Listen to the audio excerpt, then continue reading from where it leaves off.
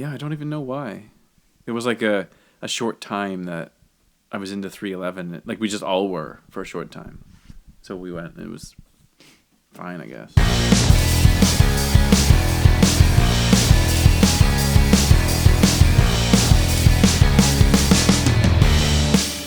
Hey folks, welcome to Hitmakers. My name's Ryan, this is my podcast, and this is where every week I talk to a different drummer about how and why they do what they do.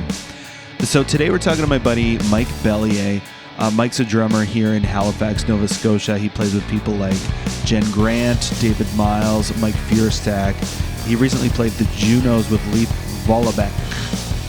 And that's it. He's real funny. Hope you enjoy this.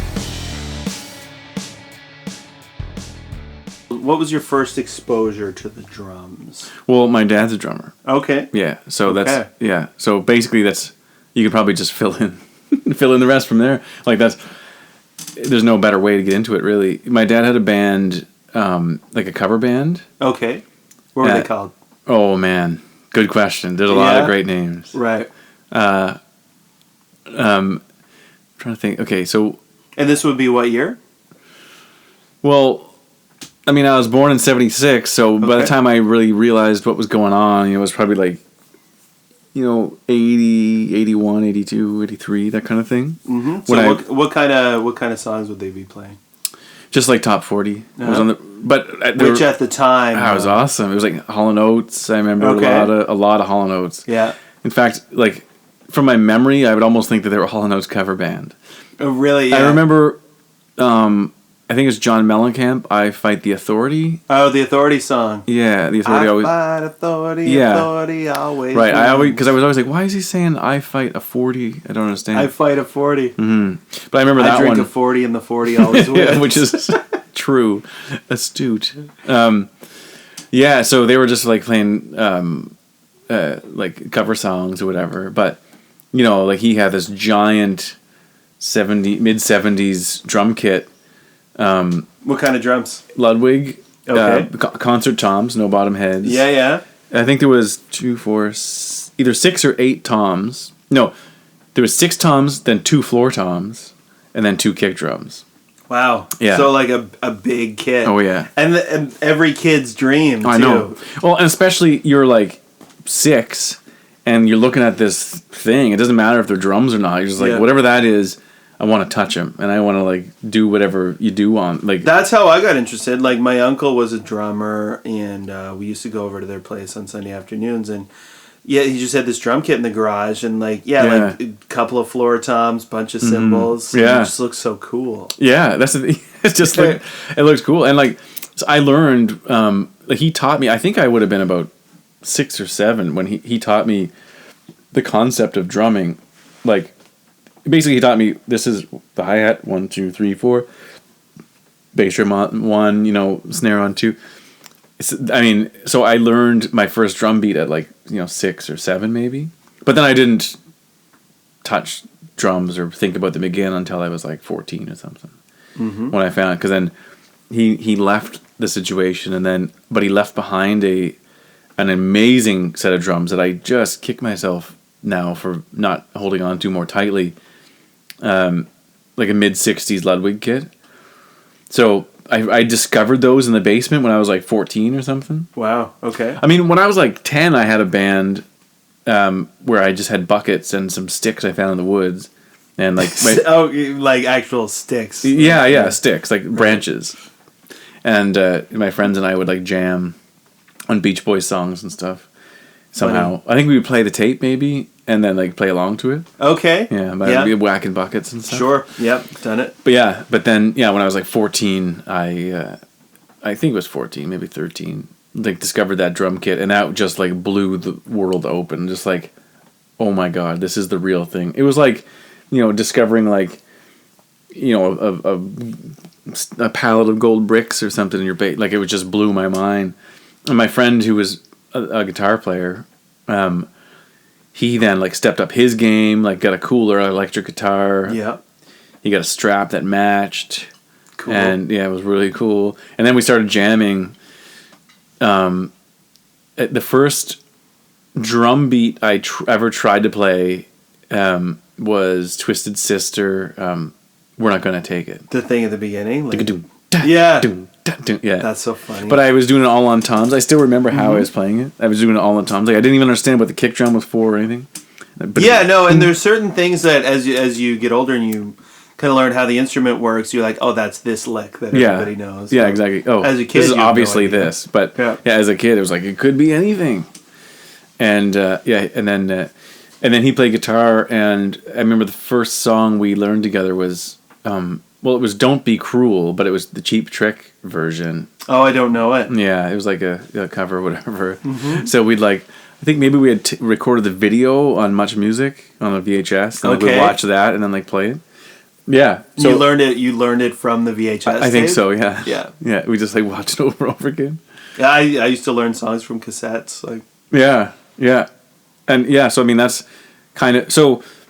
I learned super young, and sort of from a drum lesson, just the one day, and then there was nothing, and then when I was 13 or 14, I started playing, but just just with no help, no idea how to play drums or anything. Mm-hmm. So I've just improved slightly since then. Now I think I get it a little, but okay. So in terms of you were playing. And you were jamming along with VHS tapes. Yeah. And then what? And then it eventually got more and more real. My friend got a good guitar, a guitar. Mm-hmm. And then I guess I didn't really have a real band or anything until high school, I guess. I think it must have been junior high when we were messing around. Sure. Just the two of us, a drummer and guitar. And then in high school, I think maybe grade 11, I really started my first real band with 4 members, a singer, all the stuff a band has. It was metal, so it was my whole. I come from metal, 100%. So that's the thing I was going to ask you about too. Yeah. Just in the sense when I was filling in or when I was playing with paper, beat, scissors. Yeah. I was talking about learning your parts, and that was Tim and Mike's joke was oh yeah, Mike Belyea playing sensitive music and listening to metal. It is kind of amazing how quiet the music that I'm often playing is some of the most quiet music you could drum to. It's really amazing how from where I started to I'm often on stage playing with brushes now and at the quietest volume possible, basically. And I started out with just trying to learn Metallica 1. Well, okay, so this is a metal band. What was the band called? I was hoping you wouldn't ask. It was called Growth of Decay. Oh. Which came from a math textbook. Oh, it's a real thing. It's a real term, a math term. But we liked it because the initials were GOD. Oh, okay. Yeah, so our T-shirts and stuff. Very metal, yeah. Yeah. It's just, okay, no, it came from a math textbook, so it's an actual thing. Yeah. Now, because I don't know term. that, my assumption is that it's a thing that sounds smart to a teenager. I know. However, growth and decay are two opposites. Get it? They're opposites? Yeah. But you put an of in the middle. Yeah. Yeah. It's very metal. Yeah. Well, it was perfect, actually. Yeah, it was perfect. Yeah, my band said I was in a band called Clockwise for a minute. And what was the meaning behind that? KLOKWIZE. Wait, what year was that? Dude, it was in high school. The band was called, the initial idea, it was a band that I joined. And it went through so many names, and so many of them were bad. I'm just trying to think if it was around the time Korn came out. Oh, yeah, it was. Okay, so was that the K part? Was it inspired maybe even subconsciously? It may have been. I guess everybody was messing around with spelling. Oh, that yeah, was a spelling thing. Was it was oh, man. Nothing was. What an embarrassing time to be human. Oh yeah, that was my high school. That's when I was in high school. Oh New yeah. Metal was, oh yeah. So that's different. New metal and skate punk were it. Right. But yeah, okay. Yeah. So you're playing metal covers, originals. right away we just got into originals. But what we did, we were like, okay, we need some songs. We're a metal band. I mean, the way we sort of got together was over covers. It was all Metallica covers, and I think a Danzig. We did a Battle of the Bands. There was 5 bands, and 3 of them did Mother by Danzig. So it became a competition of who could do Mother the best. Yeah. It was a standard, of course. The standard Mother by Danzig. But we did a lot of Tool and a lot of Metallica. So that's ambitious. Yeah, the Tool. I mean, we really played just the most simple, probably just Sober by Tool. Yeah. I was gonna say too, as a drummer, 2 like gigs at kind of opposite ends of the spectrum. I know. But I really quickly grabbed onto the Tool thing, and then they became like the most like formative band in my formative years. They were a big one at that time. I came to Tool kind of later. Yeah. I was like around 93 or something like that when I got into that. But yeah, so we were doing like some covers. But as soon as like we really decided we were a band, we were like, okay, we need songs. Like we need to write our own songs. So what we did is we sat down with Metallica's Master of Puppets, went through each song, wrote down the topic of each song, and then just matched it with our topics. So we had like a song about the war. Like we really. Do you have a song about a sea monster? Oh no, no. I guess we didn't do every topic. We did most. We had cocaine addiction. We had one. Okay. No idea what cocaine was. Sure, but you know it's bad. Don't do drugs, kids. Yeah, don't do drugs. Well, that would have been during the war on drugs. There was a hot topic. So yeah, we just copied Metallica and their subject matter from Master of Puppets, and then we wrote like a whole album, and right away went into a studio, recorded it, released a tape, hand drawn by me. That was like my first graphic design. I then later like went to school for graphic design. So you recorded in a studio? Yeah. We just saved up money. I think. How? I guess St. John? Yeah, in St. John. Yeah. We saved up money, just like little, bagging groceries, or like, I don't know. I worked at the gas station. I guess it might have been around then. No, I was in high school. I don't know. Anyway, we were in there for like half a day and like did the album or whatever. Oh wow, you banged it out. Yeah, just banged her out. Yeah, no big deal. And anyway, yeah. So then we used to play shows at this.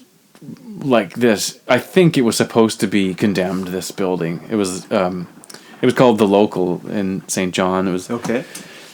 Anyway, it was the kind of place. It was amazing because it was right on the main street downtown. Well, you lived there. It was on King Street. Did you ever hear of The Local when you lived there? No, I hadn't heard about it. I mean, Chuck would know a lot about that, but it was right on King Street, like right between like these shops. Like these real shops. It was on the main strip. Any idea what the building had been before? Yeah, it was. I mean, it's like 100 years old or something. But before it was The Local, I think it was a shoe store for like 50 years or something. Okay.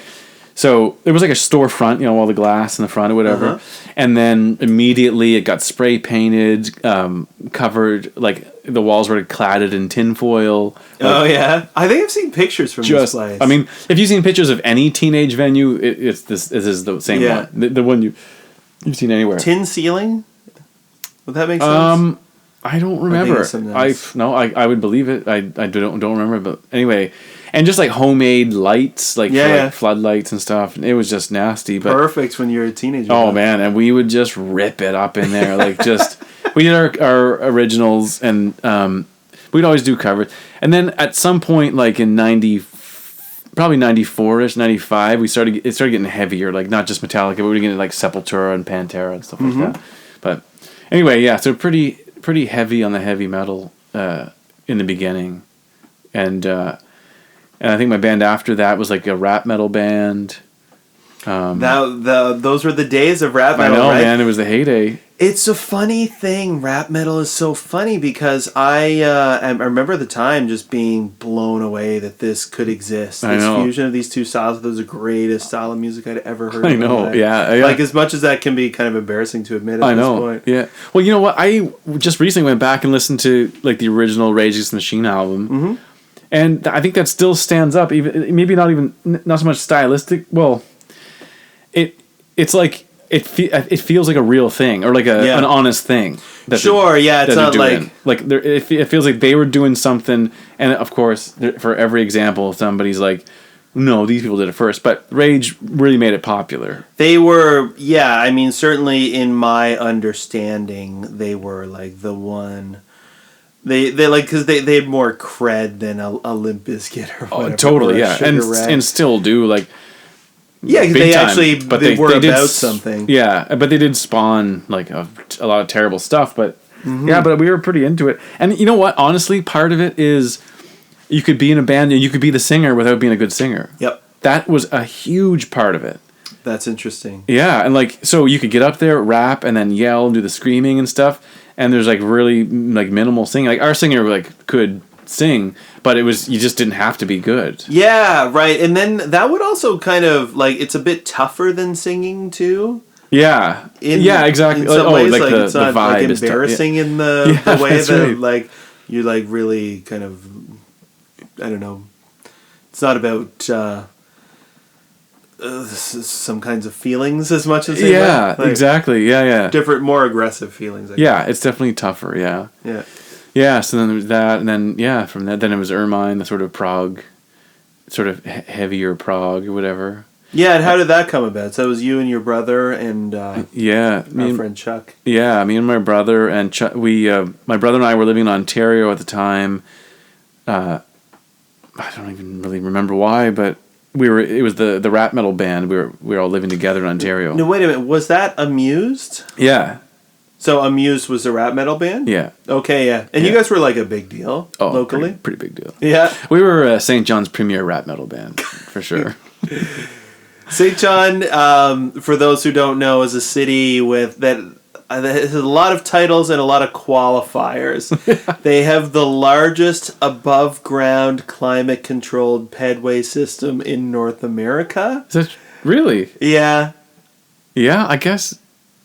Huh. Yeah, I believe that's pretty specific, though, right? Yeah. Hey, we're proud. Above ground, climate controlled pedway. There's another, like, also the widest main street at the steepest angle in Canada or something. You're like a St. John historian. Yeah. Oh, yeah. I lived there for 3 years. But it's also the oldest incorporated city in Canada. Absolutely. Yeah. So it's one of the oldest cities in North America. Mm-hmm. Which is, it's cool. It's like, got a lot of nice old architecture. Oh, a ton of interesting history there. Yeah, but it makes it also rough.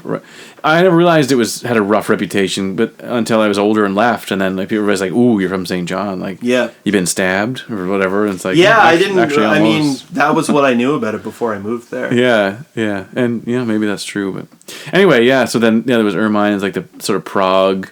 A lot of people were like, "Oh, you guys like Dream Theater?" I was like, "Oh no, I hate Dream Theater." Is that what we sound like? Oh no. But it's for some ways it's just people's point of reference. We got Rush a lot. Glory got Rush. Yeah, we got Rush a lot too, and we also didn't like. I don't dislike Rush, but I didn't know. I was like, that's cool. I don't know their music at all. Neil Peart is like my least favorite part of Rush. Oh man, he's my least favorite musician. I sacrilege as a Canadian drummer. I know, yeah. Oh, not sometimes, but a few times for a laugh. I'll watch the YouTube video of him doing a drum solo on Dave Letterman's show. Oh, I haven't. It was something. It was like called like Drummer Week, and like every late show had drummers on, like as a big guest. And he did it, and it was just embarrassing for drummers. Like, I mean, not because he was terrible. He's like super good at what he does. Oh, he's technically, you can't. But even that, like he's just really good at being Neil Peart. Like I know it's too much for me. It's way too busy. Yeah, but also I could name 50 people right now that could drum circles around him technically. Right. And 50 people who have better groove. Like I honestly don't understand what it is, what he offers. Yeah. I mean, back then it was pretty groundbreaking proggy drumming. Now, I think so, and it was like a scarcity thing where, at the time, I don't know how many drummers were out there doing that. Yeah, not many, but I mean, now, there's so many. You go on YouTube and just look up drummer, and they can probably drum circles around him as far as like being proggy and weird and technical. Like, yeah, it's weird. And I heard he's a total grump, so it's like not even doesn't even have that. Suck it, Peart. Yeah. You're going down after this podcast comes out. Yeah. It's all down here. It's all downhill from here. You retired Rock and Roll Hall of Fame millionaire. Yeah. Yeah. I hope this hurts. I don't know. Maybe. He does have pretty cool little hats. Hey, the hats. It's like a hacky sack cut in half.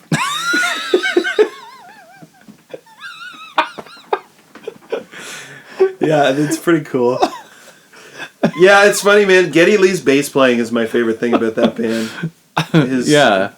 Whatever. I mean, yeah, sorry, I can't focus. The hacky sack.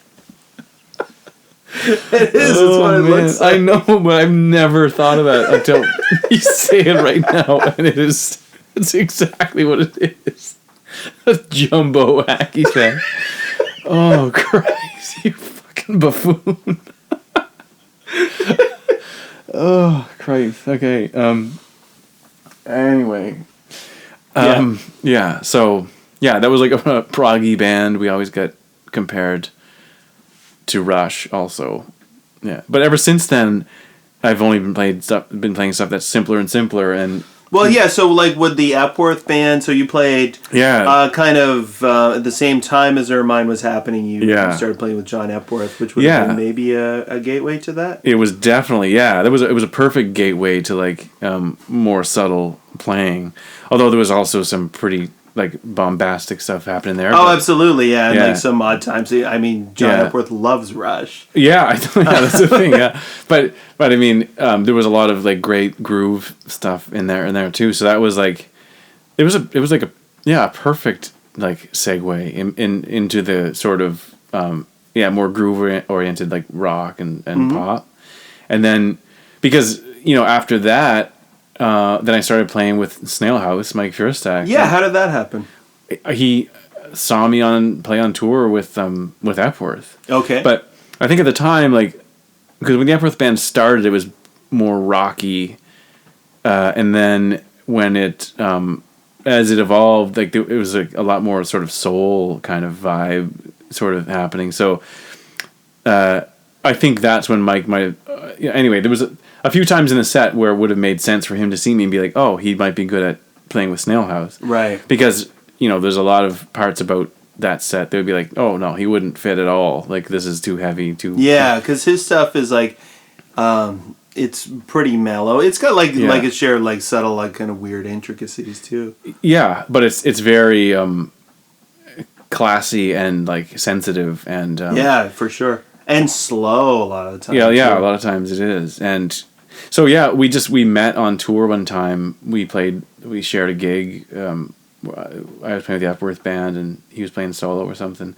And, then he just asked me if I'd play, and I thought it was a bit strange at the time, because I was a huge Snail House fan.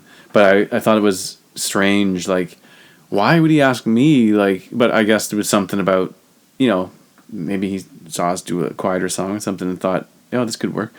Yeah, it also is like, you don't have to question it. Well, yeah, I mean, no, you don't. I mean, I did, but... Yeah, sure. I mean, yeah. And then that was a huge lesson in subtlety and being reserved, like what's it called? Restraint? Restraint. Yeah. Is exactly what I was going for. And that... but it sort of quickly became... less about restraining myself and more, this is what I want to play along to this. But there was a learning curve for sure. Okay, I got to really try to play more simply, more sensitively, and then but that became natural after a while. And probably like you have to recognize those impulses as they arise. So it's like it's kind of like the thing about like meditation, if you get into that at all. Yeah. So you learn to like recognize stuff that comes up and not engage with it. Like did you find that you would have moments where you're like, oh, I could play Big Phil here, but you just don't do it? Yeah, yeah. Well, yeah. I mean, not as much. I mean, definitely yes, but not in the way that like you may be picturing. Like I'm gonna rip a Phil here, but because sometimes it just wouldn't work. It's like, yeah. like really explore the paradiddles or something all over the place. Yeah, I don't know, but I also like felt, because I have always liked mellower music and stuff too. I just never really played it. So I mean, it's not that I didn't understand that I had to play more subtly. Like I got it, but it was just, it was a bit out of my comfort zone. That's sure. I think that's what everything I'm trying to say is it was just not really what I'd been doing and wasn't really my go-to thing. But so it was kind of nice to play it, because then I could just sort of relax and like let those other instincts, the more mellow and subtle instincts, sort of take over. And then it became like sort of my go-to approach to everything, to all music, and then if I was playing something a bit busier or a bit more like crazy or frantic or something, I would still sort of start at a more simple place and then add what's necessary, instead of like before, like say in Ermine and stuff, I would the first thing would be like the most insane thing I can think. Yeah. And then like to sort of whittle that down to something that makes sense and then has some groove. Yeah. So that was how I used to do it, I think. And then it changed to like, after playing with Mike, and also just, it's not like he was like, you have to play like more like this. It was just sort of the inspiration of being around him. Like he was such a hero, and just to see how he works, how he goes about writing music and stuff, and to apply that sensitivity to the drum kit. And yeah, so it was more about starting really simply and then adding what needs to be there, and like not instead of the opposite, like taking stuff away. So that was kind of a big lesson, and now I still do that basically with anybody I play with, like singer-songwriters and stuff like that. That's sort of the approach I take. And then add stuff in there, like a little bit of, like, if I can sneak in some cool stuff that still to make sense with the groove and doesn't take away, so that's kind of the approach. Subtlety. Well, and it's also, I came around to realizing, like, that stuff that you're putting in there is really, it's for yourself, and it's for anybody else who is probably a drummer who's going to even recognize what it is. Yeah. So anybody else just hears that it's a sound and doesn't necessarily think that somebody had to make it. It's just like a sound. Yeah.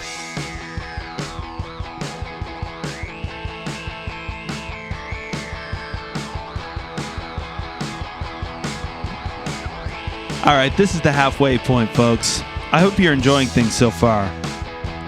If you'd like to find out more about Mike, he's on the internet at michaelbelieadrums.com. I've included a link to his site in the show notes, which you can find at learndrums.ca/hitmakers. If you like what we do, please subscribe, tell a friend, leave a rating or a review. All that stuff helps. All right, now let's get back to the drums.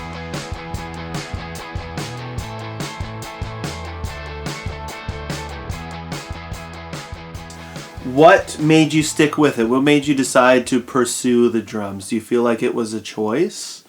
Or was it kind of more natural than that?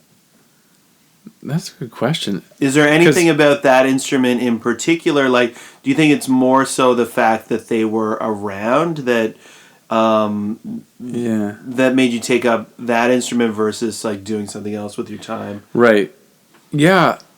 Because it's a good question, because choosing the drums is like, you're kind of setting yourself up for a lifetime of like work and like extra work, and like, it's a weird gig, right? Yeah. And no kid, or I mean, I certainly was not aware of this when I started. Yeah. I don't think that any kid who takes up the instrument really is aware of like the drummer's role. I know, musically, and you need a band. Yeah, and now when I look back, it's like just been a long old life of just.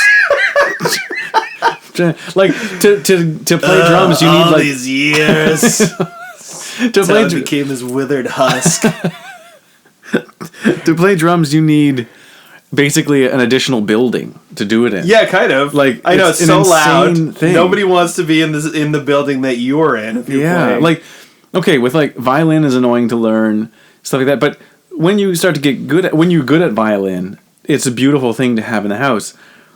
even when you're good at drums, it's a obnoxious thing to have in a house. Like doing like if you're practicing on the violin, you're doing scales or something. It's like still like, oh, that's nice. Yeah. But with drums, you're whacking away at a snare drum for like 2 hours. Oh, and it's the same sound. And ideally, it is the same sound, right? You're working on... The point is... Making all these different patterns sound exactly the same. Yeah. Yeah. And like, it's almost worse if you're better because you're doing it more, it's louder. It's water torture. Yeah, yeah. Anyway, so like, I don't know... I'm sure a big part of why I chose it is because there were drums in the house. Like, actually, I learned guitar before. Well, my first instrument was piano. Mm-hmm. Like, did you like the piano? I loved it. I still do. Okay. I love it. Like, that would be my second. That's what I feel the second most natural playing is piano. Interesting. That's a lucky one to have. I always thought the piano was lame as a kid. Yeah, I had cousins who were in piano lessons, right? And I was glad that I wasn't. Yeah, because I thought it was like I don't want to be like those cousins. Cool. Yeah. Whatever cousins do is like you don't want. Well, yeah, kind of, and it's just like work and like not a cool instrument. Yeah. So I thought, and then when I got older, I was like, especially having gone to school, it's like, God, if I knew how to play piano, this would be. Yeah. I would understand music theory. Yeah. To some degree, which just seems impossible. Yeah. And not to say that I'm good at piano, but it was my first instrument. Like, I guess I was. I was able to, like, sight read music and play it. Probably not like Chopin or anything, but I remember don't sell yourself short. I remember there was a song about the circus I could nail. Like, but anyway, yeah. So that was like my actual first instrument, and then I learned guitar, or like sort of picked up guitar, and then when I found that drum kit, it just sort of changed the drums. But to keep going, but I also I played hockey and I was a goalie, which is also the most equipment and stuff. Right, sure. And I don't know what similarly, it is. like you've got the sort of all the other players are out in front of you, like kind of going at the other team, and you're in the back, like taking care of just things. holding it down. Yeah, getting passed over, like for all the cool stuff, but maybe being like a very important part. Absolutely, very. I mean, that's interesting. Those are, I would say, there's a lot of parallels between those two roles, especially in that like. A good goalie can save a mediocre team, just like a great drummer can. Yeah, that's true. Save a mediocre band.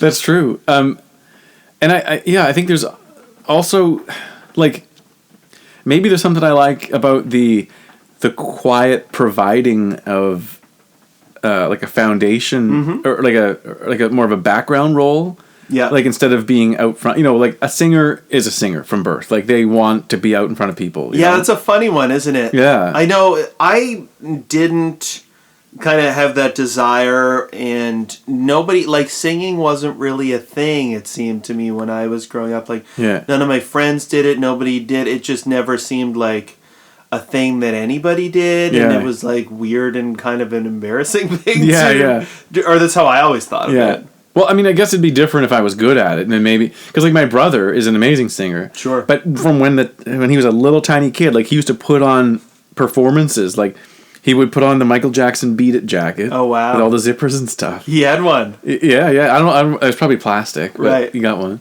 And then had like a little white glove or whatever, and he would sing and like do the dance moves and stuff, and like I would never want to do that. Like but. Now, is it about the attention or about the just like dancing or whatever? Like that kind of performance didn't appeal to you? No, I don't know. I think it starts like for somebody who wants to be a singer, maybe like it probably maybe starts there, but like with the attention thing, but then like like my brother, for example, then it really over time it gets like dulled down to like. I just want to be a good singer or whatever. Like you sort of take that from it, and I just want to be a good singer. Like, but I think there is something a little different, like inherently in the back of their brains that like I want to be out front. I want to be the person like, and I think often that is true, and it's like you hear I read like rock star bios or something. I remember I read Peter Criss's book. Oh yeah, but he says that. He is not a fan of Paul Stanley or Gene Simmons. He like thought they're both egomaniacs, and like Paul is yeah, like, obviously needs to be right. Yeah, hot take. Yeah. Ooh, controversial. Yeah, but he said they toured with Aerosmith, and Steven Tyler was worse. If you want to call it worse, but he was a guy... Or better at his job. Sure, yeah. He just needed to be the center of attention in whatever room he was in. Yeah. Like, if he was passing by a room that you were in, he'd, like, poke his head in and say something just so you noticed him. Yeah. Which is a super valuable thing to have if you're entertaining people. Like, I've never understood. Like, some people are just performers. They want to be in front of people, performing for them and stuff, and that's like a lot of singers. I mean, there's definitely lots of exceptions. Like some singers happen to be just great singers, and they don't necessarily like being the front person and stuff like that.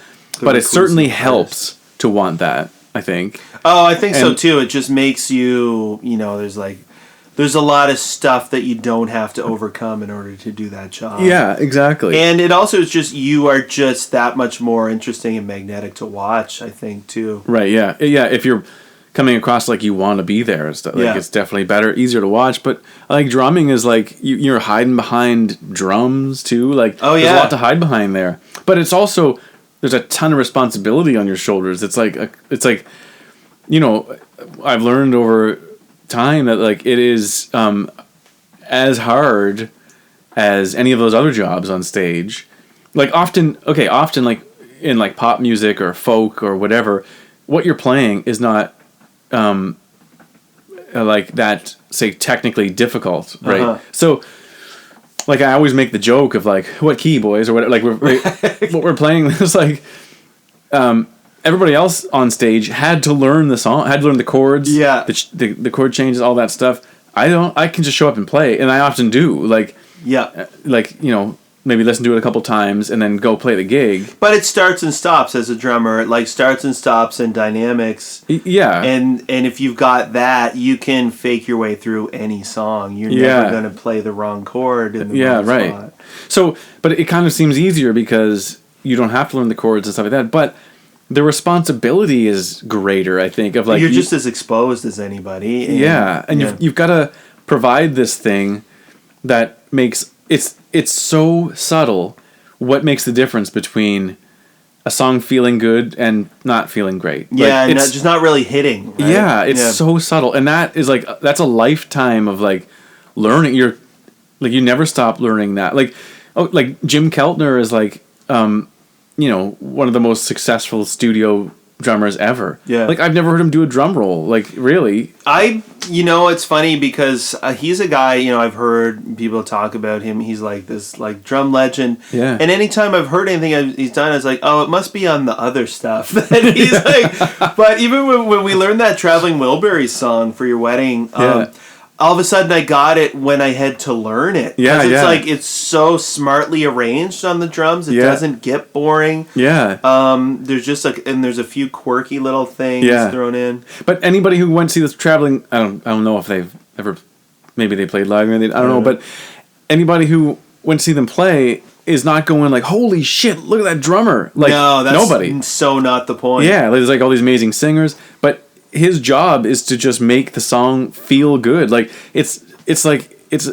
you almost can't explain it. Like the difference, it's so subtle. The difference between the song feeling like, yeah, that sounds fine. Yeah. And feeling really good. Like you're talking little tiny fractions of a second, like moving things back and forth. Like it's the longer I play drums, the more I appreciate how incredibly subtle the difference is between what makes something feel good and what makes something feel like, yeah, pretty good. Fine, isn't that funny, eh? And it's like listening and awareness. And it is that thing of, when you were a kid and you're first learning and you learn just like the basic, like what I call the AC/DC beat, like most basic drum beat, you're like, okay, now I know that. Yeah. And then like, where's some more complicated stuff? And then as you get older, you're like, there is so much within just that I can do. It's a lifetime of learning that beat. Yeah. Like, to do it right. And like some people are just born with, I mean, not just born with it. Anybody can learn it, but some people have a bit of a head start. It's just like for some reason more naturally in them. And some people have to work a bit harder, but everybody can do it. But it is like, and it's just hard to explain. Like that. and that's what in my own practicing, like that's what almost all I focus on these days is like just groove, like because it's something that you just pass, like you said, like, oh, I learned that beat, what's the next one? Yeah. And I learn a harder beat and a harder beat and a harder beat. But if you go back to that beat, how are you playing it right even? Like that that beat, like a sparse beat. Like now when I practice, how's it sitting with everything else? Yeah. Right? And it is the most important part, the most important thing in drumming. It's all that matters. Absolutely. And the other stuff, like chops, fills, of course, like it's fun to try to get better at that stuff. And they add a lot to the music. Sure, yeah. If you've got it, it's not the essence of what you're doing. No, like what you're doing. Like I really believe that drumming. So like everything on the planet has a rhythm. Like things back and forth. Like as cheesy as like waves or whatever, the tide, the moon or whatever across that. Right. But it is true. Like there's probably more cheesy and less cheesy ways to say it, but it is true. Like everything does have a rhythm. And it's absolutely true. You're breathing, like, so I think why people love drumming, because people can dance to just a drum beat. Like people can love just a drum beat, and which is crazy. There's no melody, nothing. There's no words to grab onto. But I kind of think it comes from, it starts at least when you're like in the womb, your mother's heartbeat, like you're hearing that the whole time. Yeah. So then I do think that it's like all based on that. And like, and then of course all the other stuff, all the other rhythmic stuff in the world sort of reinforces it.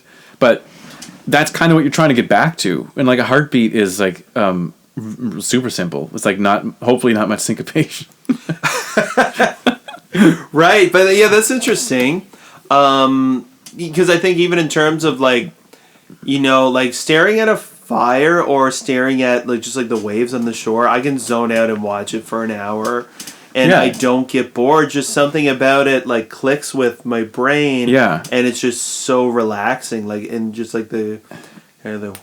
Yeah. And and that's a natural thing. I mean, it's harder to do now with Twitter and Instagram and stuff, but that is kind of a natural thing. Like, to have that movement back and forth or whatever. And so that is the whole point of drumming, is like, so, and the other stuff is super fun and exciting to add on to it. But if you're not good at that, like, I think what I would do, if I taught, would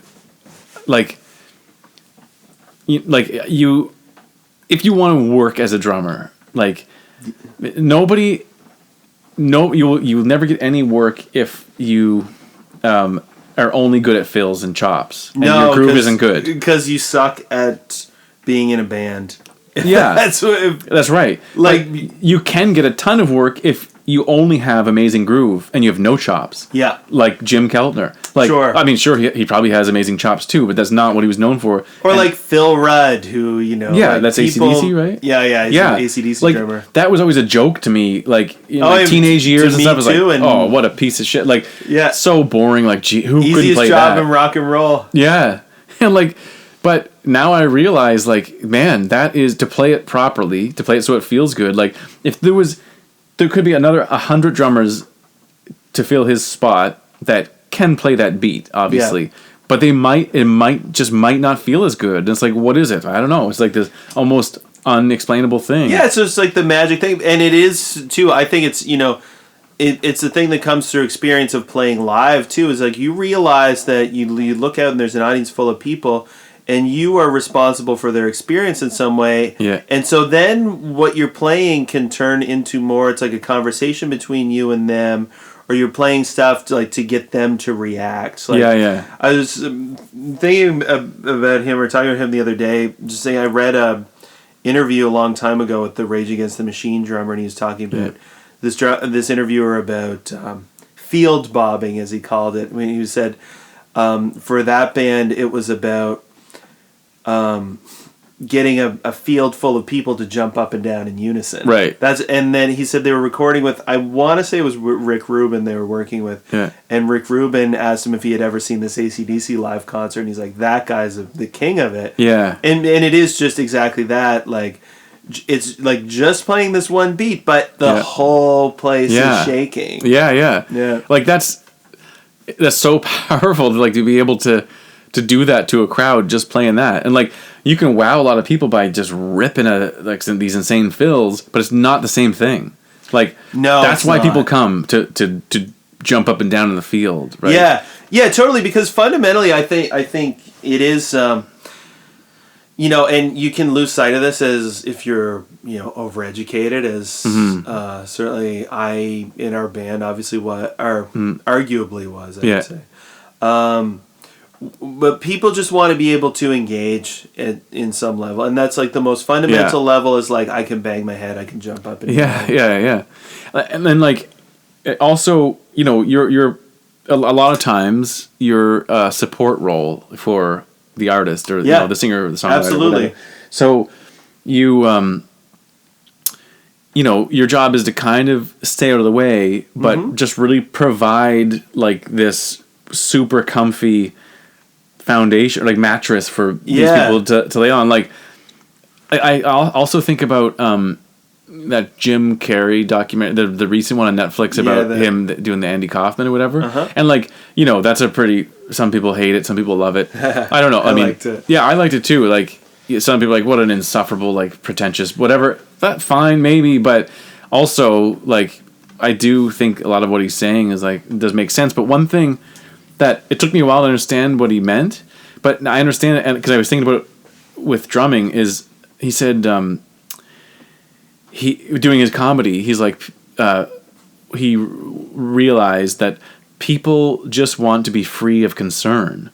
Yeah. So, and I was like, I wonder what that means. And then the more I thought about it, I'm like, okay, I get it. Like, they just want somebody up there to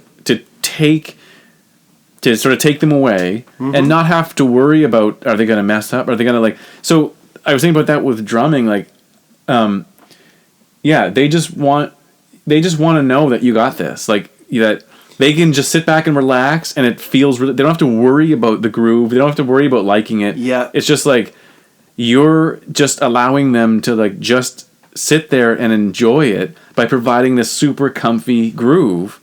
And like, it's like, don't worry. It's like the bus driver analogy. It's like, it's cool. I got this. Like, you just enjoy this. I'll do the work right here. So it's like, but you got to do it, in a lot of cases, by still while staying out of the way, which is like, it's such a weird balance. Yeah, it's a funny one. I've found it's a thing that I've kind of, as I've gotten older and having played more and like you think more about your role in the entire room, I suppose. But a funny thing that just pops into my head as you were talking about the bus driver thing. Yeah, was like it's like getting there and like being aware of the people that you're driving versus like thinking they're all looking over your shoulder, like, and you have to prove to them that you know how all the buttons on the dash work. Yeah, exactly. Yeah. Should you be pushing that? That's fine. I got it. Just exactly. That's a perfect. Like wipers. Look, wipers. Yeah. 3 different speeds. Exactly. Yeah, like you want to be like an Obama, not a Trump. Like where somebody's constantly worried. In life. Yes. Yeah, basically, and everything.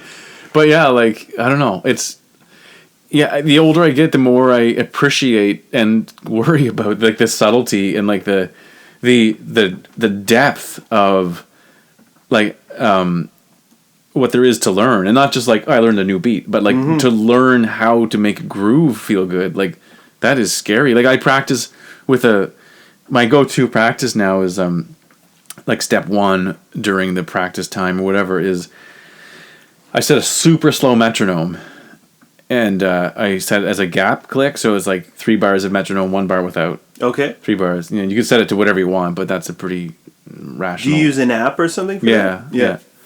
Yeah.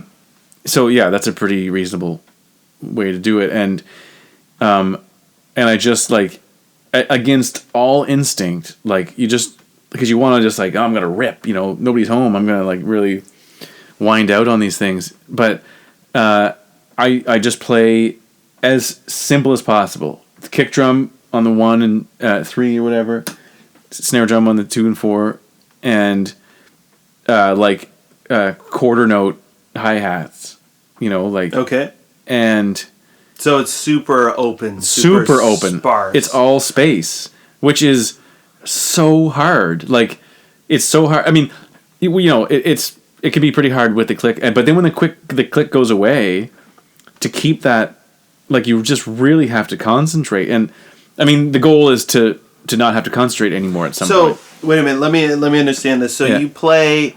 So you've got a click going on, and you're playing. We say quarter notes on the hi hat. That means the rhythm that you're playing on the click is going 1, 2, 3, 4. Yeah. And on the hi hat, you are playing that 1, 2, 3, 4, and nothing else, and it's super slow. Yeah. So you have to kind of feel or calculate the distance between the clicks. Yeah. So you're matching up with it, and then the click disappears.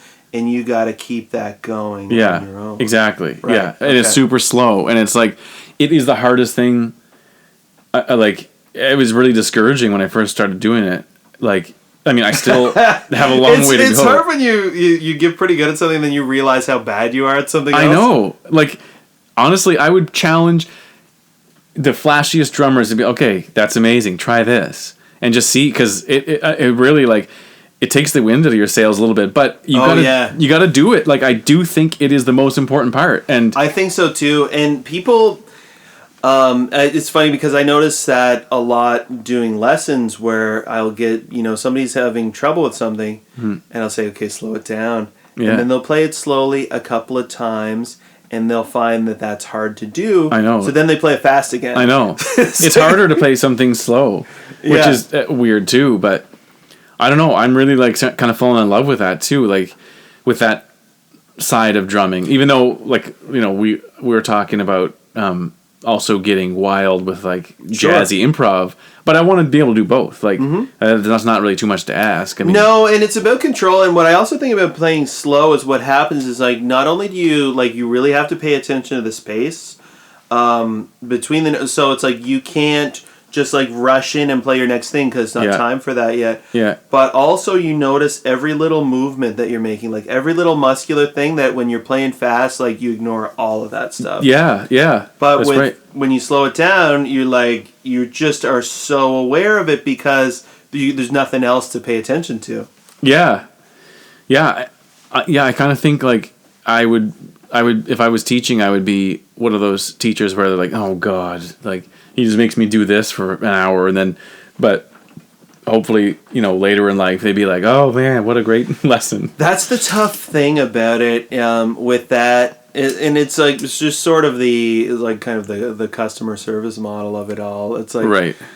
People, if you want people to keep showing up and paying you, right, you got to give them something that's fun. I never thought about that actually, because I've never really taught. I mean, you would know way more about that than me, but it's not something I thought about until I had been doing it for a while, and then you think about like, where does my money come from? Yeah, my money comes from people not quitting. Yeah, right. So you're like, cool. You want to learn that instead of do this? Great, let's do it. Yeah.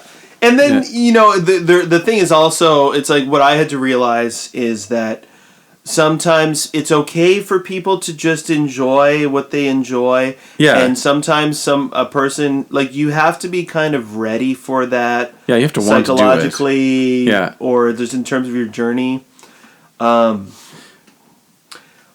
yeah, it's the most valuable kind of practice for sure. Because the thing also that it helps your fast playing, because if you play slowly, and you are forced to really feel what those spaces are, so then that'll stop you from, for instance, like speeding up every time you play a fill. Which is every drummer does it. Again, unbelievably difficult. Yeah. To rein in. Oh, I know. I still do it. Yeah. With this gap click thing, like the gap click has changed everything, because it's like, I think it was Benny Greb, he's a big famous drummer, but mostly drum educator. He was like, it's like taking the training wheels off your bike. Like you got to do it, and I've been playing the clicks for years, like recording with, but take that click away, and like, how does it feel? Like still good? Then you think it does, but then with the gap click, you find out like, oh, actually, I am speeding up every drum fill. Yeah. So it's super hard. It's like, it's humiliating.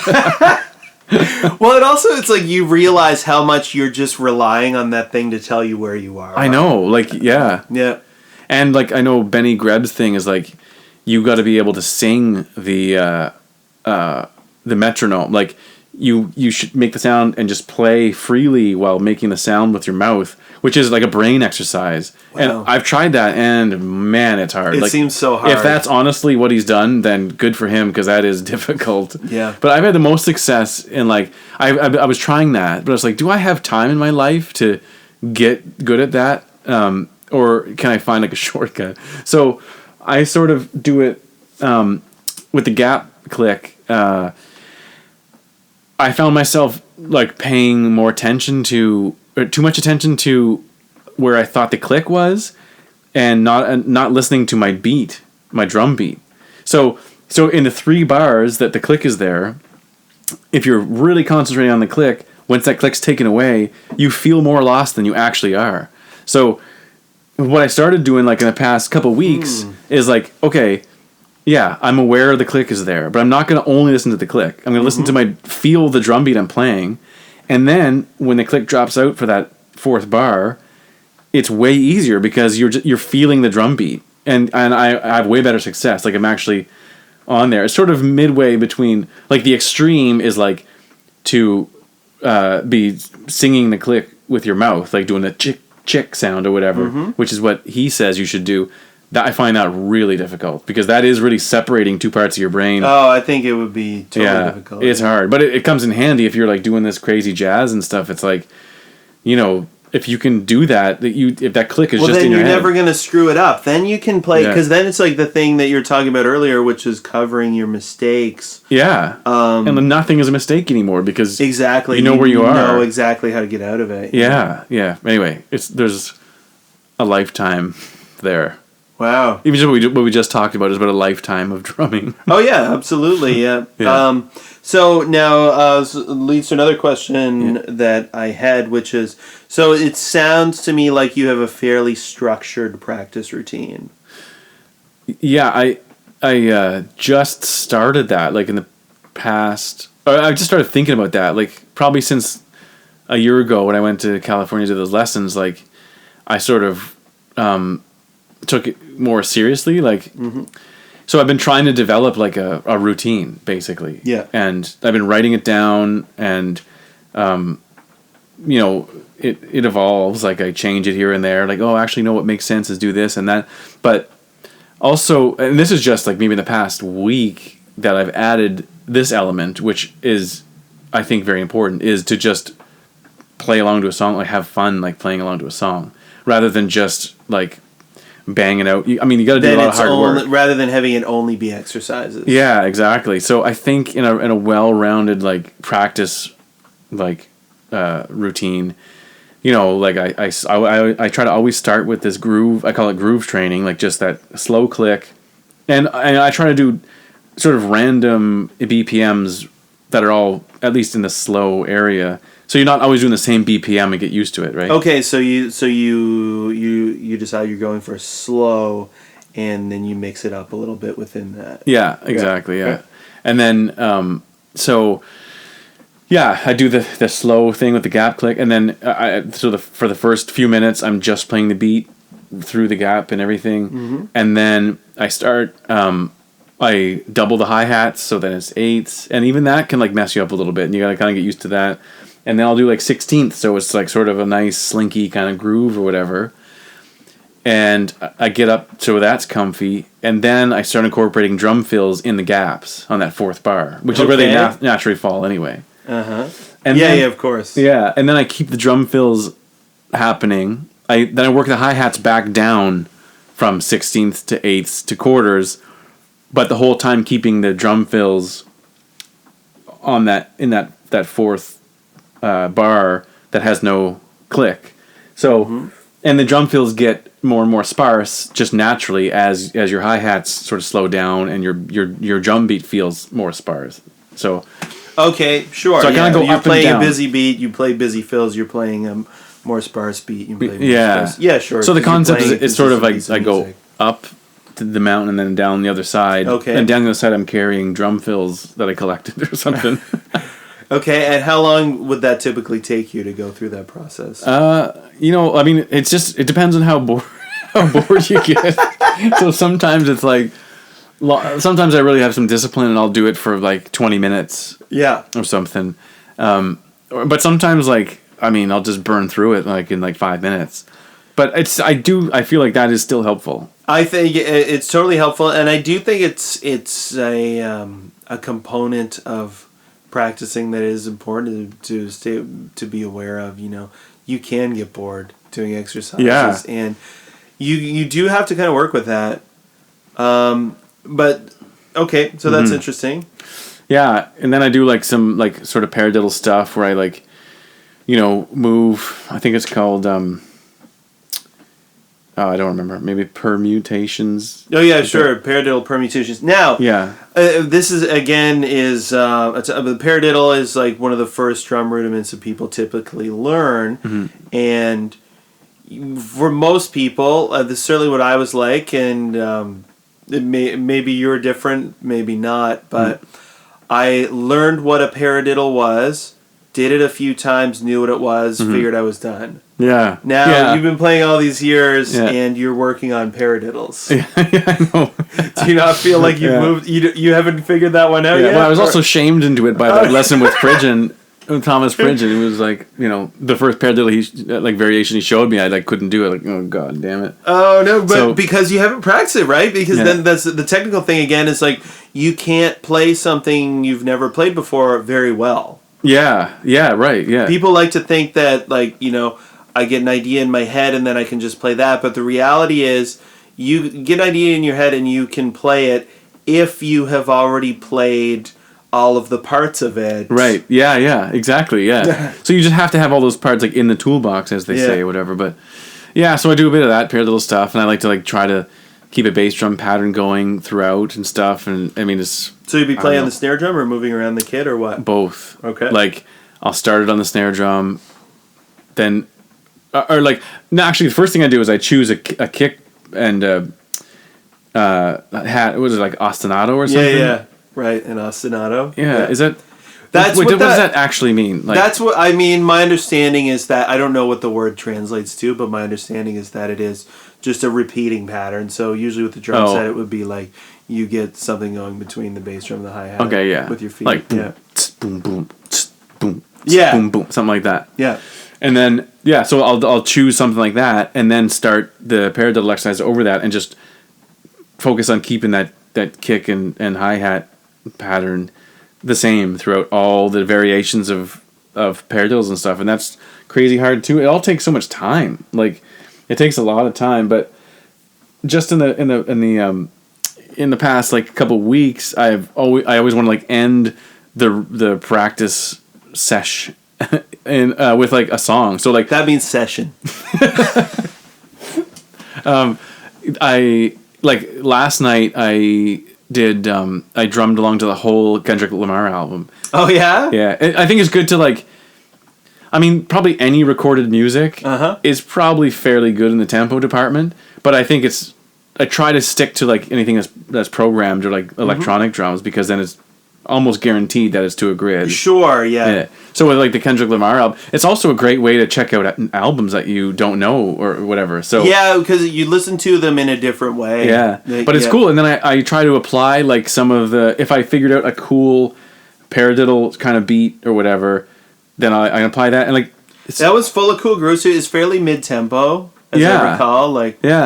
And so I sort of use it as just a basis to mess around with, and so on one song I'll be like, oh, I want to work on my bass drum foot in this song, so it'll be super crazy heavy, really busy kick drum going on the song, but just all messing around, but still working out that leg or whatever. Sure. And then the next song it's oh, I want to work on my left hand snare, so it's I'm doing all kinds of annoying snare beats or whatever with my left hand, and then the next song is oh, I'm just gonna totally rip and try to drum fill through the whole song or something. So it's stuff that would get you kicked out of the band. Exactly. But this is my one time to do it. They're not there, but at the same time, you are playing it with it. You hear how it stacks up against music, and like you say, it's not speeding up or slowing down, so it's like a more interesting metronome. Exactly. Yeah. Actually, that's a really good way to look at it, I think, because it's just a lot more fun, and then you have like the emotion of the music and stuff too to like to make it more fun to do. So I don't know. I think that's kind of a really important part too. Instead of just instead of just being disciplined and and doing the work, I think it's nice to have a bit of a reward at the end or something. Yeah, totally. Yeah.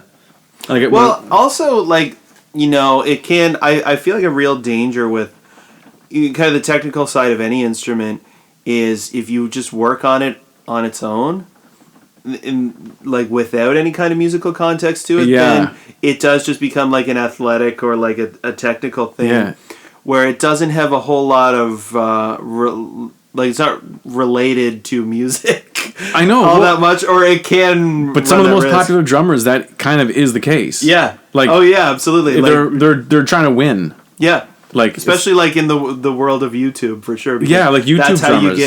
That's how you get views. Yeah, they're athletes who chose the drums. Yeah. As their sport or whatever. Sure, absolutely. And it's super impressive and stuff. But like you can't. If they sit down to play with a singer-songwriter, it's like they're just super obnoxious and they just can't do it. Yeah, nobody wants to hear it. It's no. like they don't. Those guys never have classic albums. Yeah, no, yeah, I know, yeah, but they're like whatever they can that really even means now. Like knock the socks off people. And I mean, I'm not just saying that because I can't do it. Like, I would love to do it, but I don't think I honestly. I'm saying I can't do it because it sucks. Yeah.